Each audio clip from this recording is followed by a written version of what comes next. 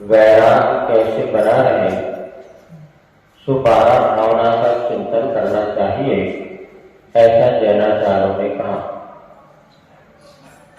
और कल हमने आपको बताया था कि संसार में प्रत्येक प्राणी के जीवन में दुख और संकट आते रहते हैं, लेकिन वस्तु स्वरूप विचार खुशी से सब दुख संकट सहा करे, सहना तो पड़ेगा।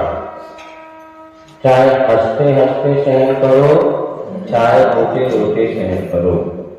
यदि हमने पूर्व में जो अशुभ कर्म का बंद किया है, वो जब उदय में आता है तो बड़े बड़े तीर्थंकरों को भी नहीं छोड़ता।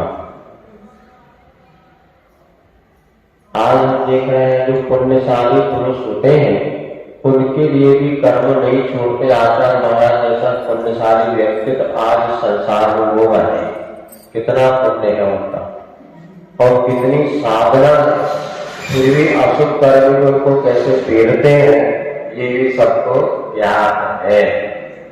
लेकिन उन परिस्थितियों में भी आचार्य महाराज कैसे प्रसन्न रह देते हैं, ये बहुत बड़ी कला है। और वो कला क्या है, तो यहाँ पर देखकर बताया था, वस्तु स्वरूप का विचार करो।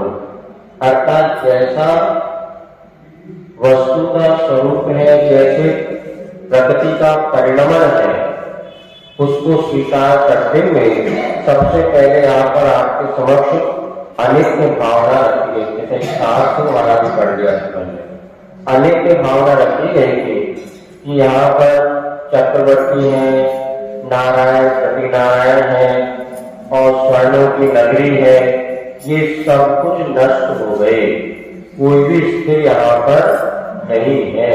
मूक माटी में आतिश ने लिखा है, प्रातः काल की जो हवा बह रही है, बहता हुआ पवन कह रहा है, बहना ही जीवन है।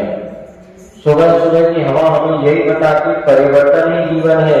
इधर सूरज उगा, मध्यम में पेट को प्राप्त हुआ और सायंकाल में वही सूरज चांद छिपे निकले छुपे फिर कर।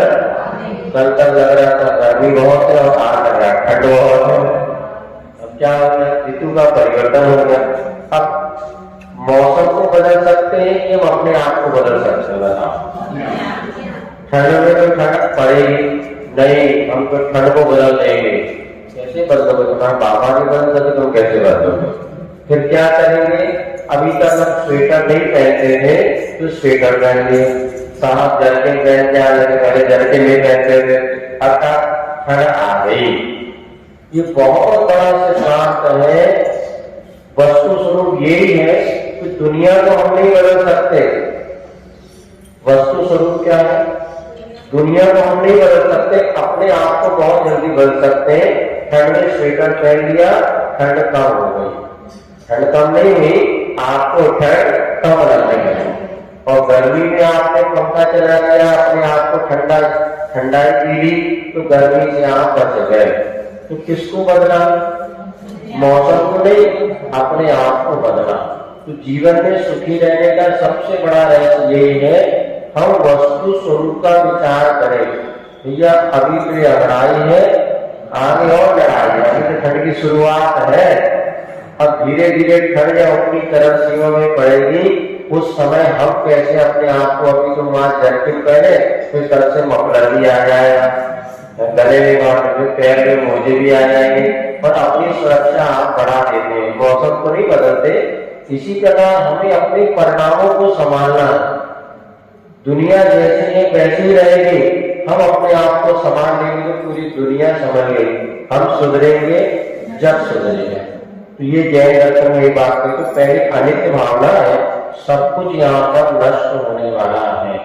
जो भौतिकता बाहरी संसार की वस्तु हमें दिख रही है, कोई भी स्थिर नहीं है, ऐसा विचार करना अनित्य भावना है। तो दूसरी अशरण भावना आती है कि जिसको हम संसार में शरण मानते हैं, लेकिन वास्तव में मृत्यु के आगे किसी का सहारा, किसी का नहीं। तो काल ने मृग चेतन को घेरा वन में, नहीं बचाने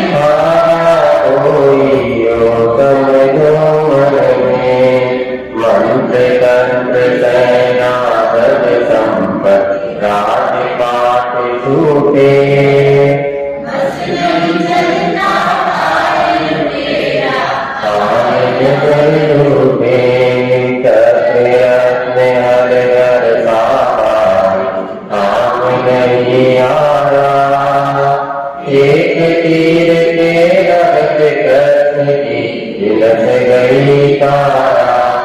देवघर में गुरु शरण जगत में और नहीं कोई। ब्रह्म से फिरे भटकता चेतन यूं उमर। अब देखो असरण भावना करके समझना कि यहाँ पे परमात्मा से देव साहब गुरु ही हमारे लिए शरण है। और से जितने भी शरण है, सहारा है, वो सब जब तक हमारा पुण्य है तो सब एक दूसरे के सहारे में है, अन्यथा कोई सहारा नहीं लेता। तो यहाँ पर जैसे बताया है कि चक्ररथ हंदल का भाई आया, वो भी श्री कृष्ण की रक्षा नहीं करता।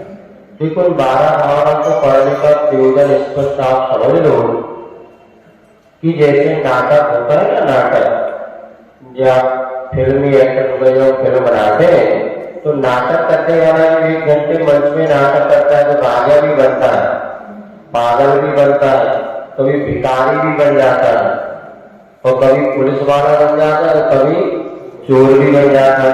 लेकिन कितनी देर के लिए? 1 घंटे के लिए। उसके बाद उसको पता है ये मेरे असली रूप नहीं है, फिर वो नीचे आ जाता है, राजा बन के क्या चाहिए, कितना चाहिए, ले लो। जैसे नाटक पूर्ण हो गया, नाटक कंपनी वाले 200 रुपए का तो तुमने 1 घंटे के लिए दे आओ।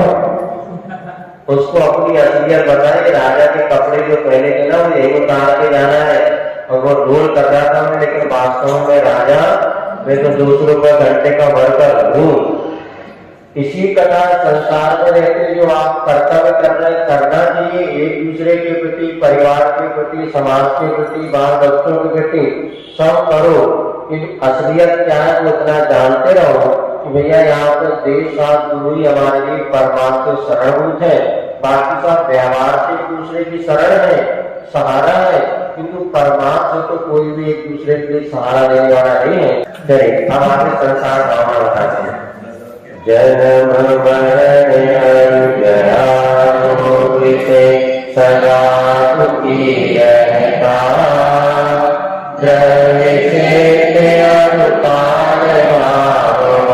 परिवर्तन सहता, छेदन भेदन नरक पशुपति, गाए उदय से दुख सुर गति में।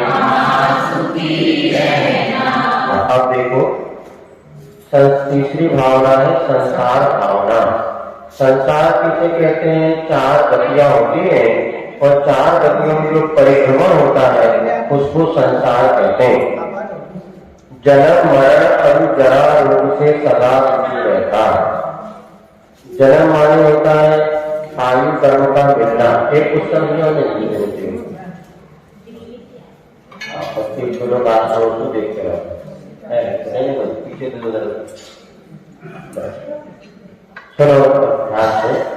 जन्म माने जानते उत्पन्न होना, मरण माने आयु कर्म का योग समाप्त हो जाना, जरा माने बुढ़ापा, सबसे ज्यादा खतरनाक रोग है। जन्म में उतना कष्ट नहीं है, मरने में उतना कष्ट नहीं, किंतु बुढ़ापे में तो बड़ा हम दांत गिरा रहा है, दांत के निकलते तो कितने कष्ट देते हैं, और कमर है, हाथ पैर है, बात है, सारी दुख उसमें, इसलिए अर्धमृतक सम बूढ़ा करो, ऐसा आगे आएगा। तो जन्म जरा और बुढ़ापे रूपी रोग से संसारी प्राणी सदा दुखी रहता है। जिस गति में गया वहां पर ही उसको दुख मिलता है। पशुओं में भी बुढ़ापा आता है, और जब वृद्ध पशु हो जाते हैं तो क्या करते हैं, उसको किसान भी अपने पास नहीं रखता, और बताते हैं कसाई खाने में उसको बेच देता है। अथवा वृद्ध पशुओं को भी कितने कष्ट होते, चल नहीं पाते, कहीं बैठे तो खाने पीने को नहीं मिलता। इसी प्रकार चारों गति में देहों में तो बुढ़ापा आता नहीं, वो हमेशा युवावस्था में रहती है। नारकियों में तो बिना बुढ़ापे के टूटते पिटते रहते हैं, तो करते हुआ क्या बताइए। द्रव्य क्षेत्र काल भाव हो परिवर्तन सहता। अब देखो 5 प्रकार के परिवर्तन होते हैं। द्रव्य, क्षेत्र, काल, भाव और भाव परिवर्तन। द्रव्य का अर्थ क्या हो गया? सुनो, द्रव्य का अर्थ क्या हो गया? ये जो हमें शरीर मिला है, इसमें कर्म और नो कर्म 2 चीज है। कर्म किसे कहते हैं? 11 वर्ण आदि 8 कर्म। नो कर्म यानी ये शरीर। तो कर्म और नो कर्म जो हमें मिले हैं, ऐसे अनंत बार कर्म नो कर्म का मिलना और छूट जाना।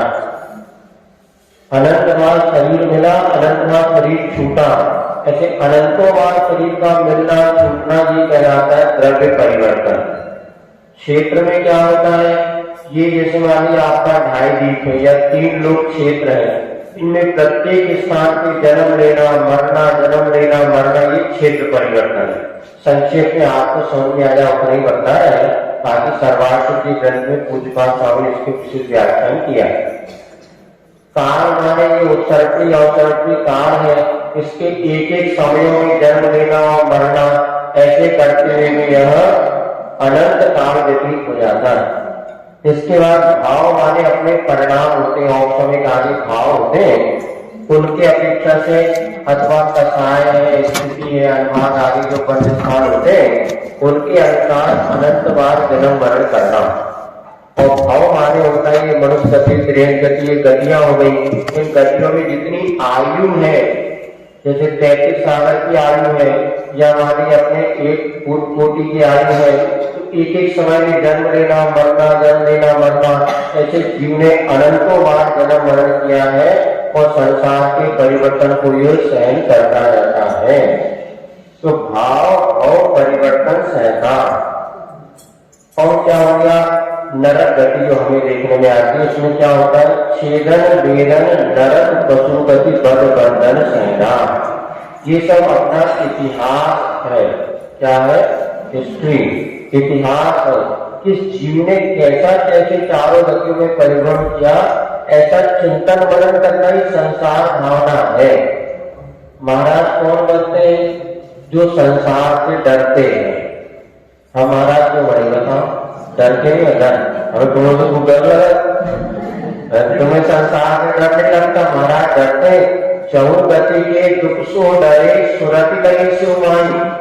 जो चारों गति के दुख से डरता है तभी तो महाराज बनते हैं। आखिर के श्री भगवान सबसे ज्यादा डरपोक है, संसार से डर के भागे है, और ऐसे भागे कि बिल्कुल हमें लौट के नहीं आ रहा। डरपोक हम अभी डर है, और हम किसी अभी भी कवर किया हम किसी से कम नहीं। ये तो निश्चित है, जो संसार से डरेगा उसी को मोक्ष से प्रीति होगी। तो नरक गति में तो हमेशा वहां पे छेदन वेदन ही चलता रहता है।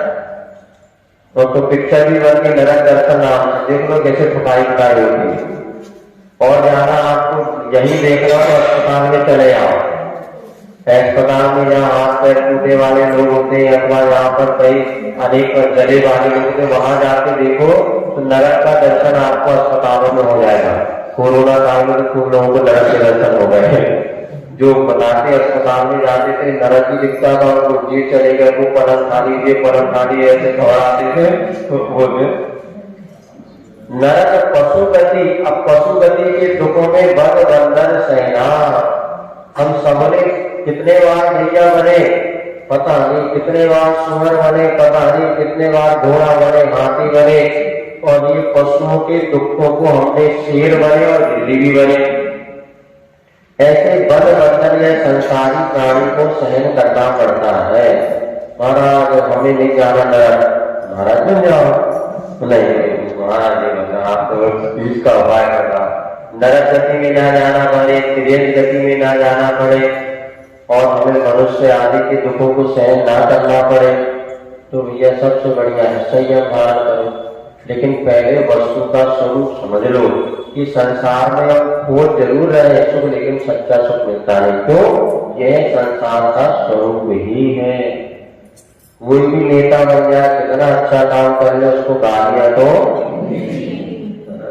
मोदी जी से पूछा आप इतने मजबूत कैसे? बोले मैं रोज 200 गालियां खाता हूँ।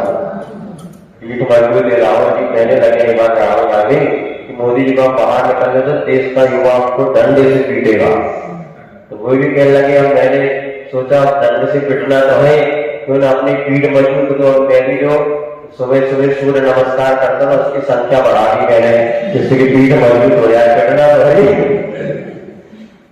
कितने से है तो पशु गति में कितने दुख है कहने की आवश्यकता नहीं। जहां पर आप दूध लेने जाते हैं सुबह सुबह, वही जाके जो गाय भैंस बनी है उनको देख लो। आप तो खड़ नगरी को अंदर चले गए, अंदर की कोई व्यवस्था नहीं। इसी प्रकार ये सब अपन ने भी पूर्व भवों में सहन किया। राग उदय से दुख स्व गति में कहां सुखी रहना। अब देव भी बन गए, देव गति में चले गए, वहां राग, कौन सा राग, बातें बताते जिसको जितना मिलना है वहां फिक्स है। यदि 4 व्यक्तियों बैठे हो, एक का कुर्ता लाइट ऑफ एशिया से चमक रहा है, एक का खद्दर जैसा है और एक का बीच माला है, तो तीनों को जो सफेद कपड़े पहने, तीनों के रंग में अंतर आएगा। क्यों? जितना जिसका पुण्य ज्यादा होगा उसका कुर्ता उतना चमकेगा, और पुण्य कम है तो फीका कुर्ता। नहीं, हमें भी ऐसे कुर्ता चाहिए। अब नहीं मिलेगा बेटा, मरकर दूसरे बार देवलों तब मिलेगा। मतलब कांति है, चेहरे की चमक है, रूप रंग है। अब ये इतना सुंदर और मैं कम सुंदर, अब इसको लेकर तो ईर्ष्या करते हैं और वो दुखी होते हैं। तो देवगति में और दुख नहीं है, आपकी वस्तु कोई नहीं छीनेगा कि उनको इतनी अच्छी क्यों मिले, उसको इतने नंबर क्यों मिले, हमें नंबर कम मिले। अब यह पूर्व में कहीं पुण्य पाप किया, देखो निश्चित है अपना अपना पुण्य पाप ही फल देता है। अब वहां पे परिवर्तन कुछ भी नहीं होता।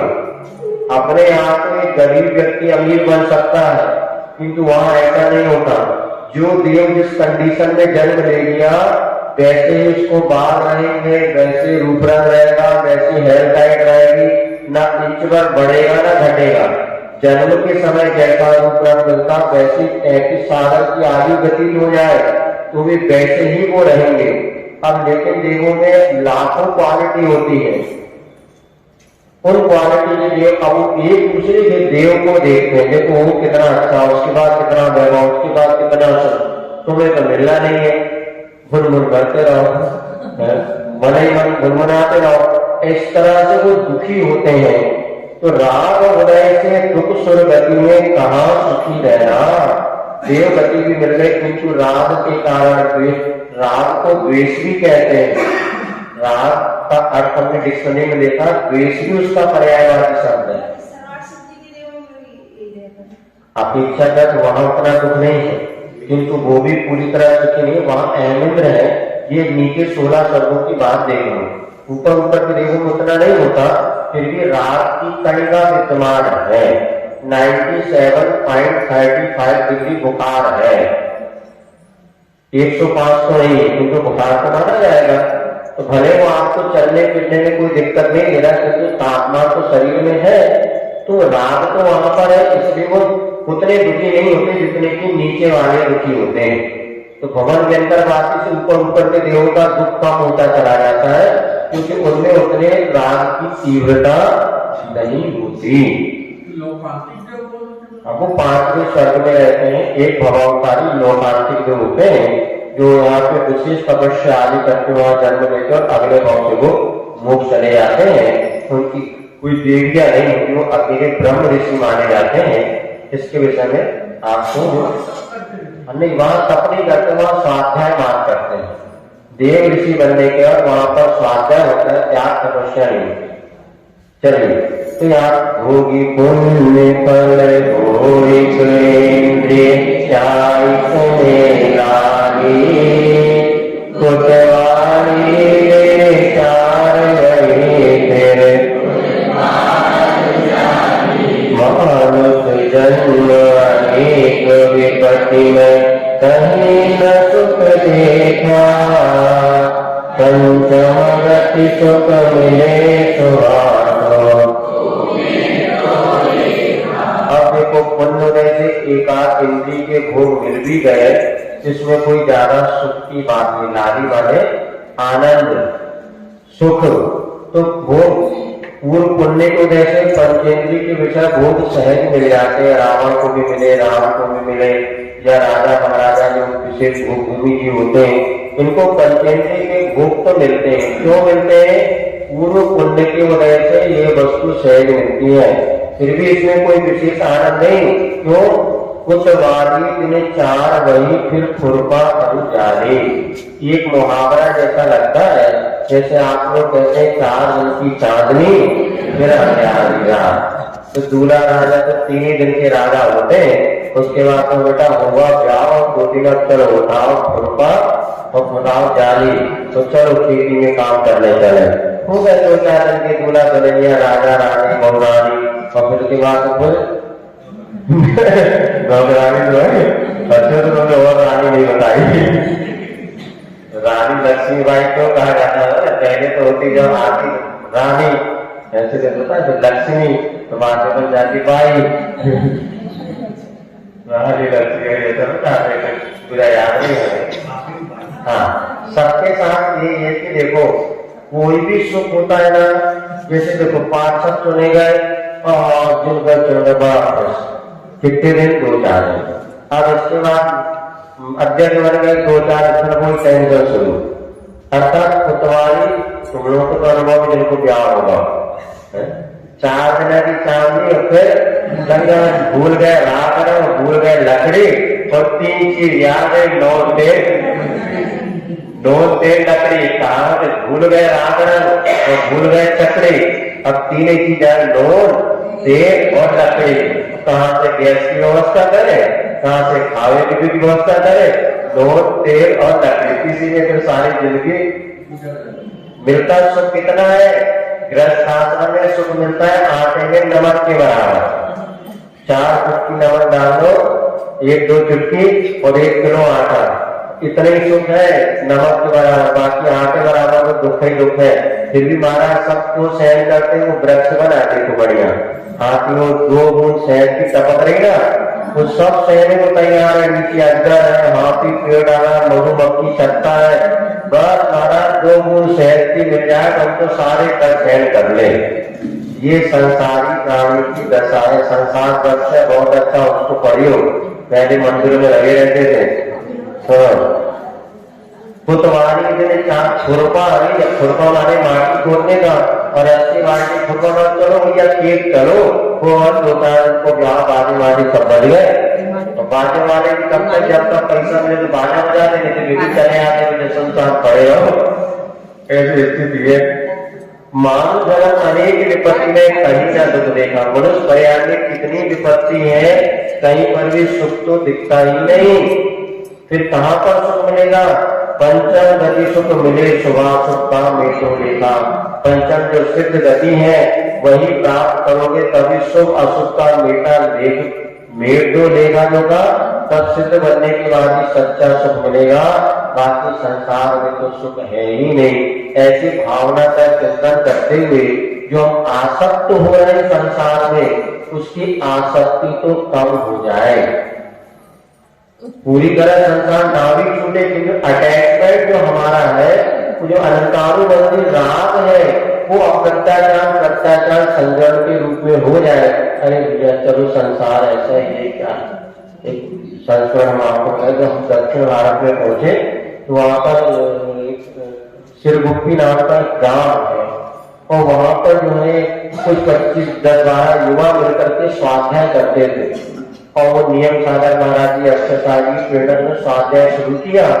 और जब हम पहुंचे तो हमें बहुत अच्छा लगा। वो बच्चे आए, बोले महाराज हमने स्वाध्याय शुरू किया है। और महीने 15 दिन हम रुके। बाद में एक दिन आके एक लड़का कहने लगा, महाराज मेरी पत्नी को जो है कैंसर हो गया और अब मैं इलाज कराने बम्बई जा रहा हूँ, ऐसा कुछ कहते हुए और वो चला गया। और जब वो बम्बई वगैरह चला गया, किस्मत से हमारा 6-7 महीना बाद लौट करके की यात्रा करके हम लोग पुनः 1 साल बाद आए, तो हमें वो लड़का फिर मिला। तो हमने कहा क्यों भैया कैसा क्या है, क्या आपकी पत्नी? बोले महाराज वो उसका मरण हो गया। तो हमने एकदम लगा युवा अवस्था लड़का, वो मेरे ख्याल से 25-26 साल का लड़का होगा और ज्यादा भी हो सकता है। तो अब बोले महाराज उसकी सहजता देख करके, महाराज देखो इतना ही हमारा योग था, हमने पूरा पुरुषार्थ किया, सब कुछ किया, फिर भी उसका जीवन नहीं बचा। अब क्या कर सकते थे, इतना ही हमारा संयोग, इतना ही पुण्य का उदय था कि हमारा इतना ही जीवन गृहस्थ आश्रम में रहा, बाकी उसका अवसान हो गया। बोले महाराज, ये हमारे स्वाध्याय का परिणाम है या हमारे मन में इतनी क्षमता है कि अभाव होने के बाद में हमें आकुलता नहीं, अब आगे क्या होगा, मुझे सब अच्छा होगा क्या भगवान की कृपा से। तो जब हमें लगा कि स्वाध्याय का ये परिणाम है कि आकुलता मिट जाती है, तो संसार भावना का जो चिंतन कर लेता है उसको आकुलताएं कम होती है। ऐसा ही संसार का स्वरूप है, अपने को तो इस संसार से छूटना है तो संयम धारण करके आत्मकल्याण करना ही होगा। आज नहीं, कल, कल नहीं, परसों, कम से कम जीवन के अंतिम चरण में तो हम मुनि और आर्य वर्ग के जब जीवन का अंत हो मेरे होठों पर ऐसी वो हमेशा भावना लाता है, संसार को छोड़ता नहीं, तो संसार भावना भाने से जो उसकी आसक्ति होती है वो कम होती चली जाती है और जलते भिन्न कमल है। छेड़ाना ने कहा है जैसे कीचड़ में रहता हुआ भी कमल कीचड़ से भिन्न रहता है, इसी तरह गृहस्थ आश्रम में रहता है, सब काम बहुत अच्छे से करता है, लेकिन उसके बाद में वस्तु स्वरूप जानता यही संसार का स्वरूप है।